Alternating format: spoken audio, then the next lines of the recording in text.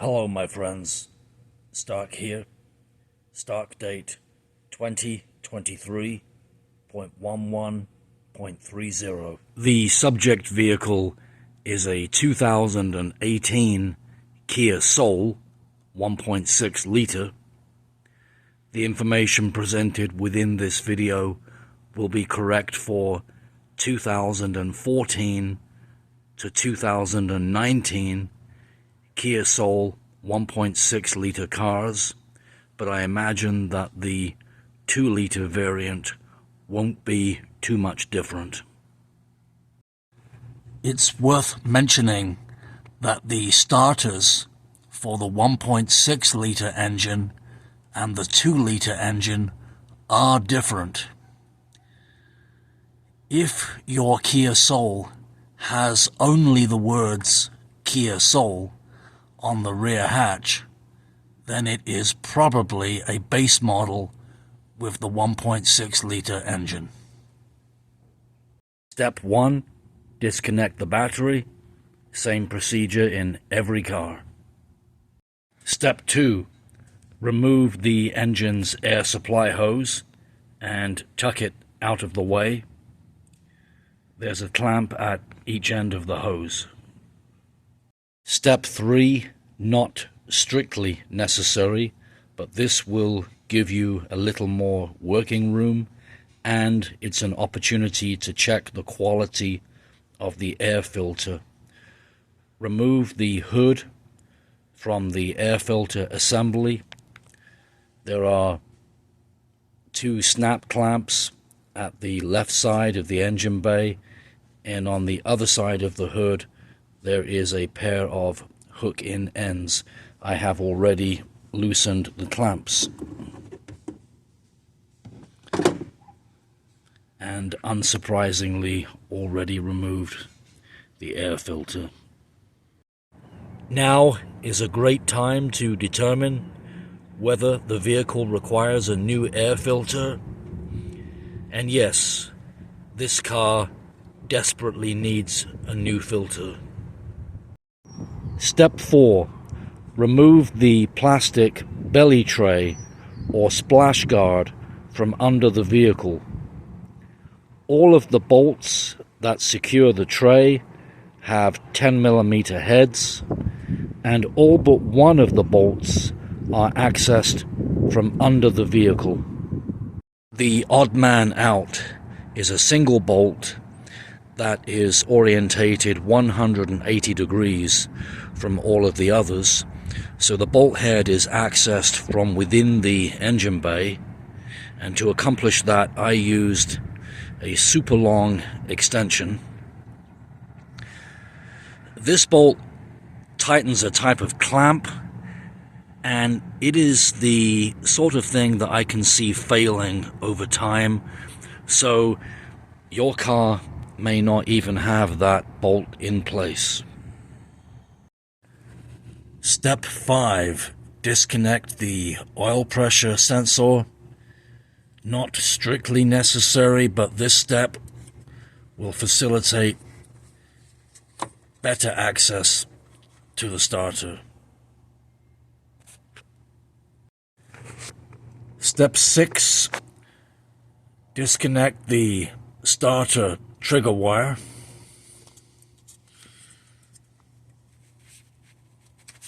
And tuck that out of the way.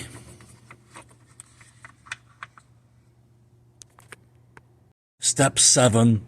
Remove the main positive cable. The nut that secures the cable may be either a 13 or 14mm, depending upon the manufacturer of the starter. You have probably worked out by now that this is a recreation of events, and as such you're looking at the new starter, not the old. And that's why the positive cable is already loose. Step 8.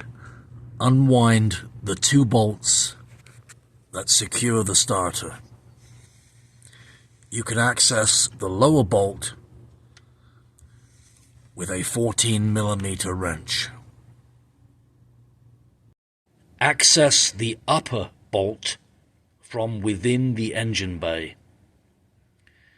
It's practically impossible to access this bolt from under the vehicle. Yes, you can get fingers on it, you can feel it, but it's exceptionally difficult to apply a tool to this bolt from under the vehicle. For clarity, I've sprayed this bolt and the surrounding area with luminous green paint. The bolt is located directly below a pair of coolant hoses, and I think you now understand why we removed that air induction hose toward the beginning of the video. To remove that upper bolt, I used a 3/8 ratchet drive coupled to a universal joint and the shortest 14mm socket in my arsenal. It still wasn't easy, but if I can do it, you can do it. I have just 2 recommendations for reassembly. Scuff the end of that positive main cable for better electrical connection. Tighten the 2 bolts that secure the starter in an alternating fashion. Thread both bolts in by hand and then use your tools to gradually tighten one bolt and then the other and switch back and forth such that you don't set the starter into the engine in a cockeyed fashion. I don't know about the Kia Soul, but in some applications, if the starter is too offset, too cockeyed, then the starter pinion won't mesh correctly with the flywheel or flex plate of the engine.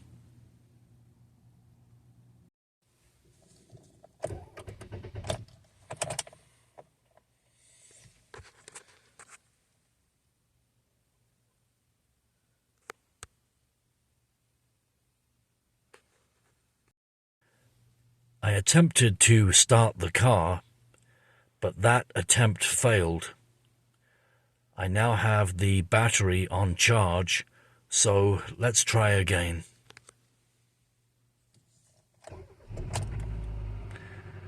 That's better.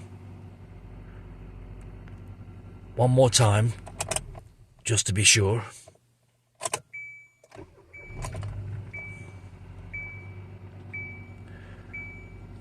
Good. Hey, here's something that I noticed when refitting the plastic belly tray. The leading edge of the tray has several holes that are aligned with holes in the lower air dam. That's the lower portion of the plastic front bumper cover. I suspect that the factory intended that the belly tray and the air dam be snapped together with a series of plastic snaps. I just didn't have to contend with those snaps because they were not fitted to this particular car.